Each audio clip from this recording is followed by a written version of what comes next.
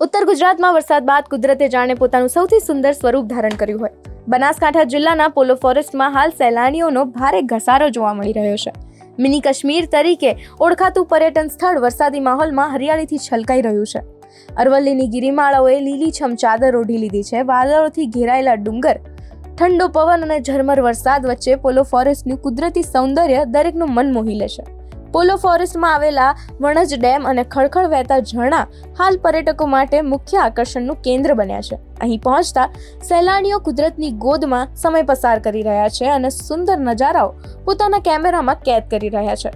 માત્ર ગુજરાત જ નહીં, પરંતુ રાજસ્થાન સહિત અન્ય રાજ્યોમાંથી પણ મોટી સંખ્યામાં પ્રવાસીઓ પોલો ફોરેસ્ટની મુલાકાત લઈ રહ્યા છે. વરસાદી સિઝનમાં કુદરતનો અદ્ભુત નજારો માણવા માટે લોકો પરિવાર અને મિત્રો સાથે અહીં ઉમટી રહ્યા છે.